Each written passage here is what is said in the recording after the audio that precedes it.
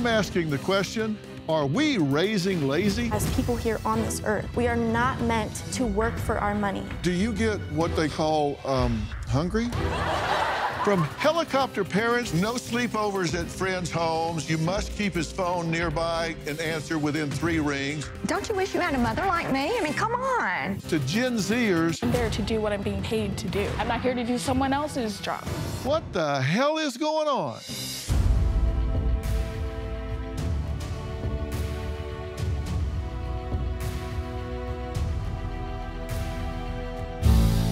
Tonight, I'm asking the question, are we raising lazy? I always say the older generation tends to look critically at the younger gens as if we had nothing to do with who they're becoming. Really? From helicopter parents to Gen Zers who are quietly quitting, what the hell is going on? Well, tonight, let's solve that mystery, because this is truly a reap what you sow situation. To drive the point home, I have put together key moments from 2 recently taped episodes. So let's start tonight by looking at the parents. Anywhere I go with my son, I have a concealed weapon in my purse and in my car. So I feel very secure that I would be able to take care of him if something should happen. If trouble comes about, I'm ready. I've been called Mama Bear because when it comes to my child, this mama, she just doesn't play. Until my son is of age, whatever age that may be, I'm not pushing the 18, I'm not pushing the 21. If he wants to be of age at 35, I'm fine with that. It is my job to protect him. Don't get me fired up about my baby. But carrying a firearm everywhere she goes with her teen son is not the only way Gina claims to protect him. If it was, hey, I probably wouldn't even say anything about it. That's not all. Stanton is the center of my life. Look at that smile. He looks like a little Barbie doll. He just blows the camera away. His gorgeous smile in his eyes. He needs for nothing, he wants for nothing. I am 100% there for him all the time. He's blowing mommy a kiss here. I have been called a helicopter mom, and I'm very proud of it. He is my first, my only, and my last. He's my only opportunity to get this right. That's just a little character just saying, aha, got you. Here's one with him saying, peekaboo. I am very protective of my child. His safety, his mental, his physical condition. I want him happy. I do not want to see him in distress. We, of course, decided to get cameras so that we could keep better protection over him. My child has never ridden a school bus because there are bullies. He does not go to the movies alone with anyone. Absolutely not. A mall alone, no. Going to other people's homes and spending the night, it's out of the question.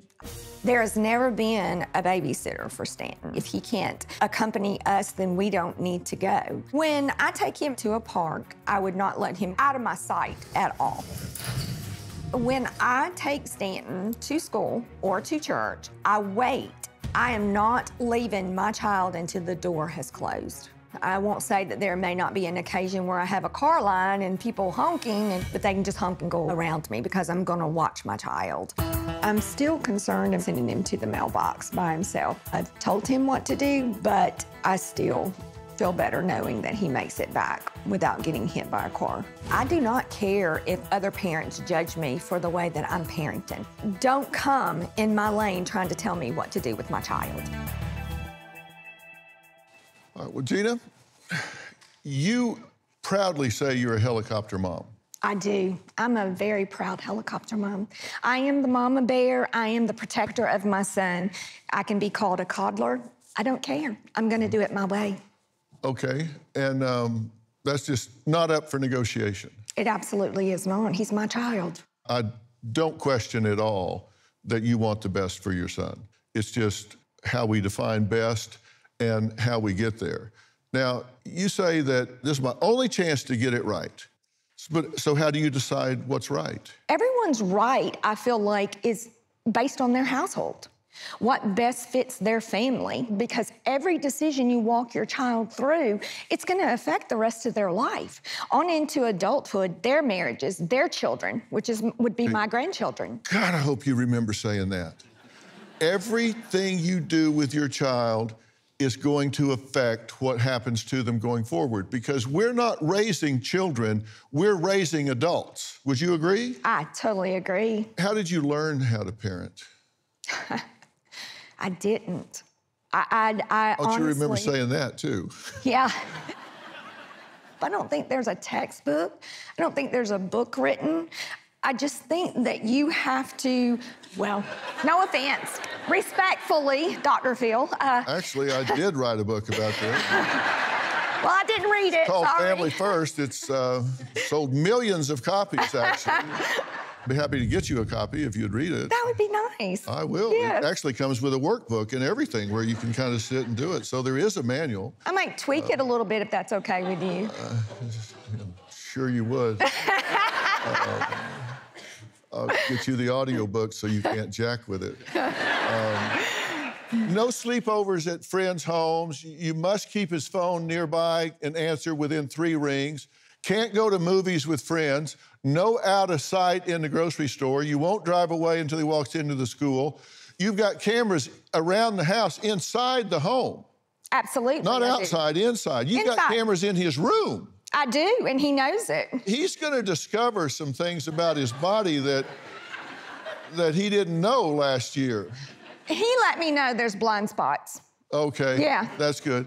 He can't go to the mall alone with friends. He's not allowed to enter the gas station alone. He's homeschooled because of bullies. Friends' parents cannot give him rides. Okay, and what's wrong with all those? You have to be the chaperone on school trips. He can't leave the house with friends. So if he's got friends over and they want to go out, go to the park, he can't go. Oh, absolutely not. He can't ride his bike down the street. He moved schools 4 times because of bullies. He can't go to movies with friends. Why can't he go to a movie with friends? Do you know the danger of sending a child into a movie theater unsupervised? You don't think pedophiles, you don't think that the sex traffickers, I mean, they're everywhere. And he does not foresee danger. He doesn't?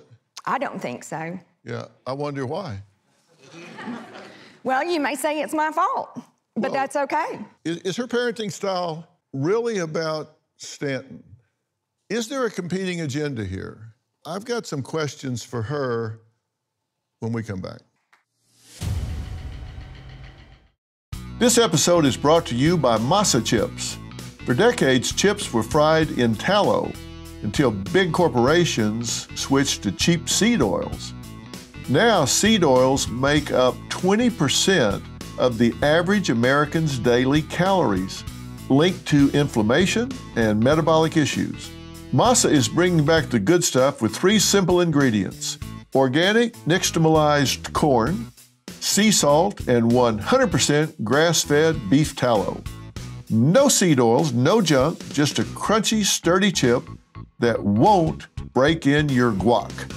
Masa Chips is beloved by tens of thousands of customers and has been endorsed by industry-leading health and nutrition experts like Ben Greenfield and Gary Brecka. Ready to give Masa a try? Go to masachips.com/merit and use code MERIT for 25% off your first order. That's masachips.com/merit and code MERIT for 25% off your first order.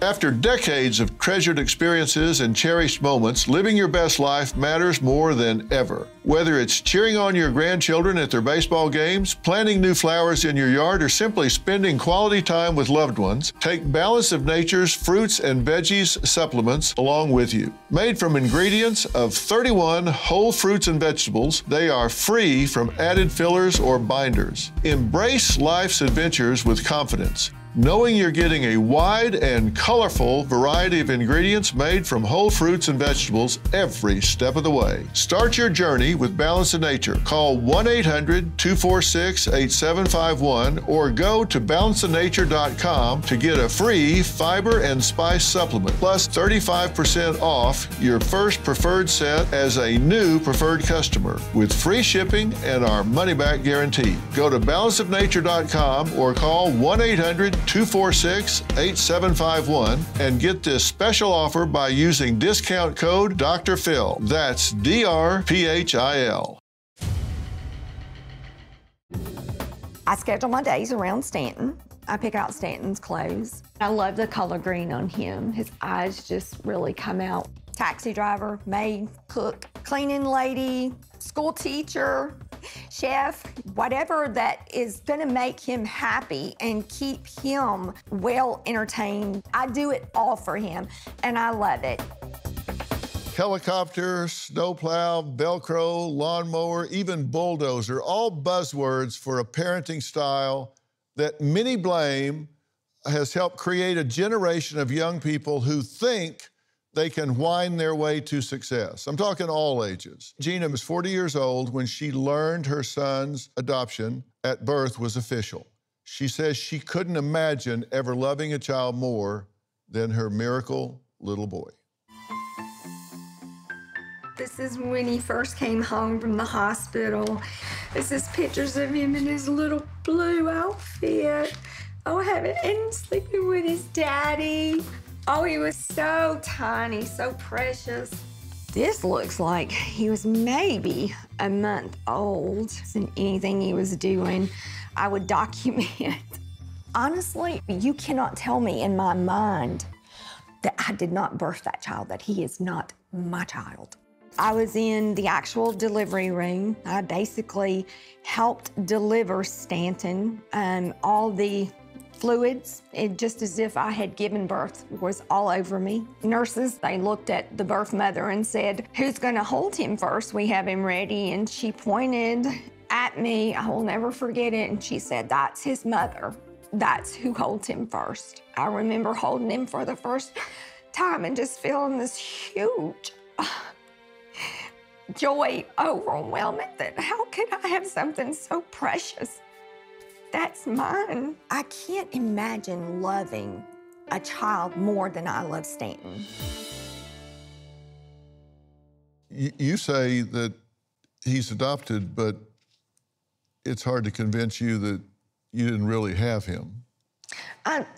I know in my mind I did not have him, but my heart doesn't tell me that. You just feel, because you were there and... I have often thought about having my own biological child, and it just really doesn't fit with me. I can't imagine loving a child more than I love that baby. You think the way you mother him, it affects everything, the way he's going to be in the future and all that. Now, he's 13. He still has a blanket, a security blanket. He loves blankets. He's loved blankets all his life. And he does have certain ones that he likes better than the others, yes. Has a special one. Yeah. Yeah. Now, he had a bunk bed in your bedroom till he was 10 years old. Yes, that is correct. And he often sleeps in a recliner in your room. Periodically. Yeah. Yeah. And you say you used to carry him to the bathroom in the morning. You get him out of bed, carry him to the bathroom until he just got too big. Don't you wish you had a mother like me? I mean, come on. I mean, you know, you don't even have to walk. Well, he thinks the world of you. There's no question about it. We actually have a little statement from him. Let's hear from Stanton. My mom is an amazing lady. She is just there for me all the time. I get hurt, she's there. I'm hungry, she'll help me there. Stanton's in his game room with his apples and oranges, eating a delicious, healthy snack and doing his favorite thing, just as happy and content and safe as can be. So I usually get up and watch TV or play games, and I alternate between the day, but I really do like playing games. Oh, he's pretty amazing. Yes, he's really good. Quick in his fingers, too. His fingers are real fast. Sometimes I just turn it off and just lay there for a moment to think. I'm not really too much outside, but sometimes I'm here and there. He loves being home. It absolutely brings him so much joy. People can think whatever they want to think, but does it really matter? I love her. I love her. She's my parent. I love her. She's nice. I love her to the most. He does love his mama. He's a mama's boy. Yes, he is. And there's nothing wrong with that, Dr. Phil. I really feel like a boy needs to respect his mom enough, because I really feel that can carry over to his marriage, to his relationships with females. And I want him to have a very strong marriage. The woman that's gonna Yeah, bless her heart. Oh, you could. Yeah, I'm sure she's gonna have a real smooth run trying to get by you. You know, I said earlier, I think there may be competing agendas sometimes, and I'm gonna tell you what I think. You said we're gonna just have to agree to disagree. Okay. I'm gonna give you something to disagree with when we come back. Now, I said there was a competing agenda here because you've said a couple things. I said, don't forget. You said everything that I'm doing is going to influence who he becomes. And I said, right, you're raising an adult, not a child. And when we have guests here, we ask you to send in a brief tape to let us know who you are and what your agenda is. And this is a transcript of the submission video that you sent in. I noticed something when I first heard it. You referenced you 40 times in 1 minute and 13 seconds. I went back through it and you said, I've been called, I've been known. You know, when it comes to my child, my world, my heart, I'm asked, I have 3, I have my, you. When you're talking about you're talking about you yourself. A little possessive, you think? You think? You think? This is all about you. But Stanton is a part of me. That's not my point. My point is everything you're doing is to make you feel better. This is my child, it's my first, my only, my last. This is me. I feel safe when he's here. I feel better when I can see him. I feel at peace when he's in my bedroom. I feel better when I'm carrying him to the bathroom. I feel better when I have him at home and I can see him. Forget the fact that he is not getting an opportunity to observe himself overcoming obstacles. He's not building his self-worth and self-esteem by saying, man, I did that. Wow, I overcame that. I feel better about me. Instead, he's saying, my mother carried me to the bathroom. I'm 13 and have a blanket. My mother cuts my meat. I can't get off the porch with my friends. That's not giving him an opportunity to say, I'm growing up, I'm strong, I'm competent, I'm able to go into the world with confidence. You're stealing that from him by not allowing him to fall and scrape his knee, by not allowing him to get bullied and overcome it. And as a result, when he gets out into the world and he has to deal with people who don't think he's a precious pie, he's just another kid in competition, he doesn't have the confidence to fight back. I think you're totally wrong, Dr. Phil. I disagree with you, because if you talk to my child, he has plenty of self-confidence. He does, until he gets out there and finds out that he didn't learn the developmental skills that he needed to compete with the others. Compete what? I mean, why does he have to be so competitive? What? Because that's the real world, Gina. We've got 2 boys, Jay and Jordan. Let me tell you, Robin likes to take care of her children. There's no question about it. But at 10 years old, I'd pull up in front of the basketball arena and say, okay, here's $200. You get us 2 tickets in the bowl down below, and you can keep the difference. And I'd put him on the street and let him go negotiate with the scalpers. And, you know, after a while, I would say, the game is starting in 2 minutes. He'd say, yeah, but let me tell you, let it start for 5 minutes. We'll get those tickets for half price. Jay learned about negotiation because I gave him a chance to do so. Okay, You've got to give him an opportunity. You just answered my question. That was 30 years ago, Dr. Phil. Times have changed. The world has changed. Yes, Things are and different. he has two very kids different. right now that are that age, and he's doing the same thing with his kids, and they're very sharp. And that's great. My son is very intelligent. He's smart. He can think ahead. How do you know he can think ahead? You think for him. Because I live with him, because I know him, because So he I'm can think his what's going to come mother. up in the den? In the den? You won't let him go to the mall. Okay, there are mall shootings, school shootings. I'm not going to back off my stance of how I'm raising my child. That was 30 years ago, the way you raised your Is it child. possible that you're doing this to make yourself feel better instead of doing it because it prepares him for the next level of life? I don't think there's a possibility. I do not want to be that parent that goes, if I had have known, if I had been there, because by the time you say if, Dr. Phil, it's too late. You know, if is the middle two letters of the word life. You know, we have kids in college right now that are complaining that words hurt them physically. So they're going to the administration at universities and getting professors disciplined, suspended, and fired. They're saying they're being too hard on us. These tests are too difficult. And so they're making them back off instead of preparing them. And that's the reason this country is on the slide internationally, competitively, because we are coddling children, we are coddling young people instead of making them stand up and do what they need to do. The world's gonna eat this kid alive if you don't let him get some experience in the world.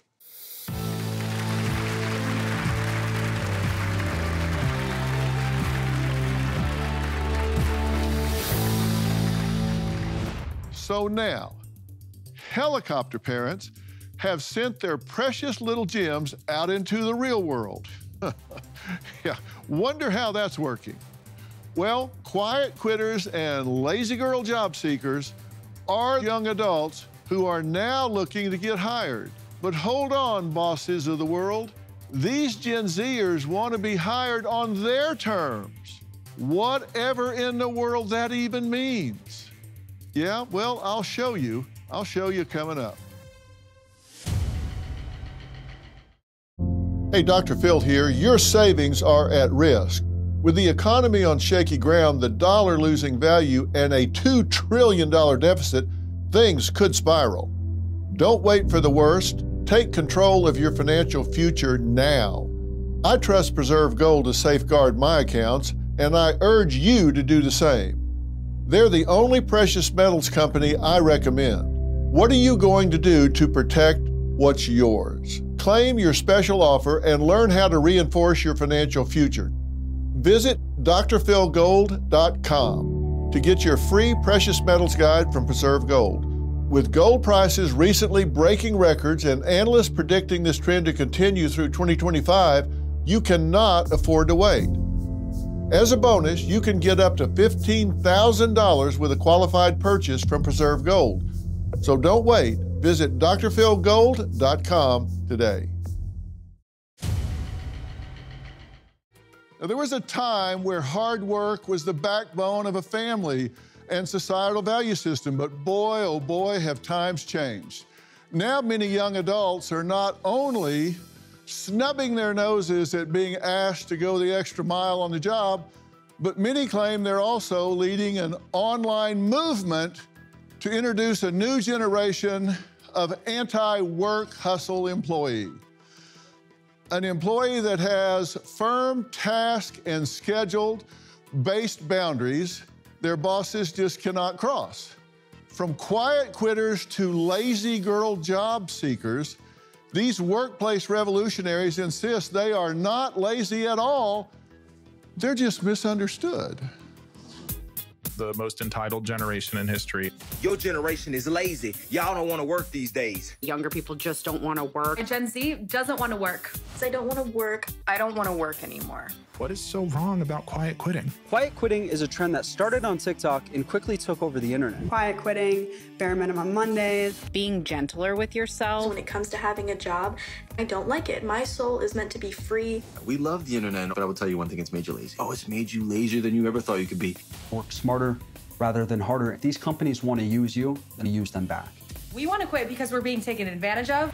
We can't even afford to live. My generation is frustrated. We don't want to work anymore.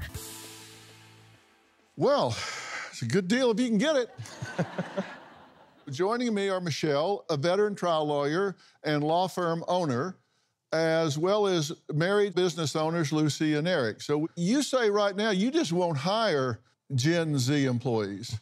No, we don't. It's been a nightmare with 95% of the ones that we have hired. I once terminated an employee, and her father called me 24 hours later asking how he could help get his daughter's job back. I'd never heard of that before. When I've lost my job, I didn't tell my parents to go call for me. Daddy didn't call and get your job back? No, he did not. Yeah. Were you ever fired? Oh, yes, sir. I've been fired. Yeah, what for? Oh, I had not coming to work once. You know, I was in my 20s and fresh out of the military and just kind of decided to do it my own way. Oh, you were 20 before you got fired? Yes, sir. Hell, I got fired 20 times before I was 20. My first job was at a pizza place, and I got fired because I was too stupid to put the drinks on the ticket. I kept forgetting that. Then I worked at A&W Root Beer Stand, and right after I got hired, they decided to put everybody on skates. Not a good idea. There's still hamburgers rolling down the street. Now, 65% of employers say they have fired a Gen Z employee, and 50% of them say they fired them real recently. Have you had to get rid of Gen Z employees? Absolutely, and one of the reasons is social media. It's hard to do your job and work if you're on Instagram all day. You have to actually put your phone down and do some work. But what do you do about the tremors and seizures if they put their phone down? Don't they start shaking? Right, you gotta have good insurance, you know, but yes, it's a problem. You actually walked in to a new Gen Z hire that'd been there like a week, and they had their feet up on the desk? I walked into their office and sort of, you know, jumped back a little bit because literally her feet were kicked up on the desk. She had brought in her coffee maker in the bag, had like a little blanket. I'm like, wait a minute, this is a law firm, and so what are we doing? Eric, you had one that showed up dressed like Harry Potter, posting videos. They were doing Harry Potter TikToks. Yep, I can't make this up. And then they told me they were working, and I was like, well, a client didn't get a hold of you. And then I turned on TikTok later on that evening, and I saw when it was posted, and I was like, are you kidding me? And listen, in fairness, that's not everybody in the generation, but it is a lot. And you've seen it. Personally, I think it boils down to obviously how they're raised. And right now, this generation is being raised by the internet. And my husband and I have two 26-year-old children that are not on social media, not because we don't allow it, they're 26 years old, but because they see the ridiculousness of what it is. So who are these employees who refuse to go above and beyond at the office? Next, you're gonna meet one and find out why she is proud to have a lazy girl job. We'll be right back. Happy Bare Minimum Monday, everyone. This is where things like quiet quit, Bare Minimum Mondays, Snail Girl era all came in. It's about just doing the bare minimum and just do your job, clock out, go home. I'm really not feeling it today. I think I'll roll in sometime around 10:30 when I feel like it. This younger generation of people who do not want to work. As an owner of a business, I've seen it time and again. It does not work that way. You cannot build legacy and be lazy at the same time. Now, my next guest, Toyin, says her lazy girl job is not about working less, it's about protecting her precious time and energy. If you were looking for a lazy girl job, I got the job for you, girl. And all these like, girl boss the heck out of your life. No. Now, when it comes to a job, I do not want a girl boss. I need a lazy girl job. I am a front desk check-in person only. Emphasis on the only. Can I get an amen? going to get into my 60-day review of my lazy girl job because it is time. It is time. It is time. It is time. My time is my time. Dinner, the kitchen, everything's getting cleaned. I have a very hard time separating my work life from my personal life. When people pay you that much money, they expect you to sell your soul. It's okay to just stay in my lane. I don't have to overachieve. I don't have to prove myself. I do want to work. I just do not want to work hard. Okay, Toyin, thanks for being here. Thank you. You say you have no problem telling your employer no if they ask you to do something outside your job description. Does that happen a lot? Absolutely. Every day I go to work and I'm expected to be cross-trained without any bump in pay. I'm expected to cover for people who, quite frankly, they decide when and if they want to come to work, and it's just part of my job to do their work just because I'm there, and it's a team effort. And so no, I'm not going to overextend myself and bend over backwards for companies who don't take all the little nuances of being an employee of theirs into consideration. What do you do? So I'm a patient care coordinator. I just make sure that the waiting room is taken care of and that people are seated and get to see their doctor on a timely manner. So what's the last thing your boss asked you to do that you said, no, not going to do that? Verifying insurance. I'm not going to do that. Mm-hmm. Why not? Because I don't want to. And you don't think that while you're there, getting paid to be there, that you're subject to doing whatever needs to be done while you're there? You're a specialist. I'm a specialist, yes. That's a very good way to put it, because while I'm there, I'm only there to do what I'm being paid to do. That's a terrible approach to work, because there's an opportunity cost of doing the bare minimum. People notice excellent work, and with that then comes opportunity for growth and career advancement. And so people in your generation look at it as they're not paying me and they're not going to take my time and steal my time, but it's really an investment in your future to go above and beyond, because the people higher up, depending upon where you want to go in life, will notice that kind of work. So I disagree completely with that approach. Is above and beyond on my contract? That's the mentality shift that I'm suggesting that you make if you want to go beyond where you're at today. Next, a labor law attorney who insists being the first person in the office and the last to leave will get you nowhere, because he says hustle culture is a big fat lie. We'll add him to the conversation after the break. What's good? What's good? Sorry I'm late here. Was just, scrolling TikTok. But should I be taking notes right now? All right, time for the first meeting of the day. It's 9 on the dot. Where is everyone? Oh, there they are. Happy Monday, everyone. All right, I guess it's just one of those camera off Mondays, I guess. Ethan and Cruz, we'd really love to see your guys' participation on this. No, I'm good. I'm not really feeling the vibes on this one. I don't feel like typing out a whole essay just for management to ignore it anyways, so I'm good. Later, y'all. Now, my next guest, Ryan, is a labor law attorney who is a champion for the quiet quitting and lazy girl job movement. If you are a quiet quitter, I have a message for you. You are right. Quit early, quit often. Employers are just going to fire you for no reason. So is it any wonder that workers are quiet quitting? You get that dream job, but you have to think of why you want that dream job. Ever since I was a kid, I just wanted to be a firefighter. That's all I ever wanted. I wanted to be a hero. If I could talk to my younger self, I'd say, Ryan, this dream job, it's not a dream, it's a nightmare. Don't sacrifice your friendships. Don't sacrifice your family, because you're gonna be 34 years old and you're not gonna be able to call your best friend because you burned that bridge.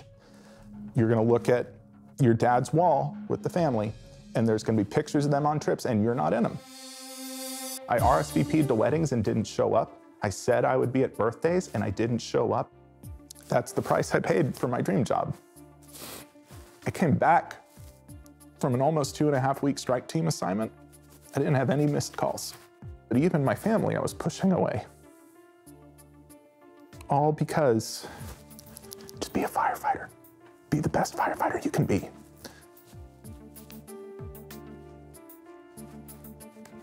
No missed calls.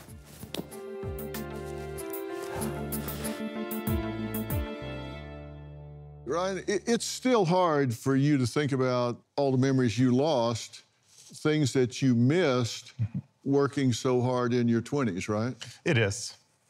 You say no employer is entitled to free labor, extra work, and I don't disagree with that. And I think that we are in a transient society where there's no institutional memory anymore. You know, people used to work for 20 years, get a gold watch, a retirement.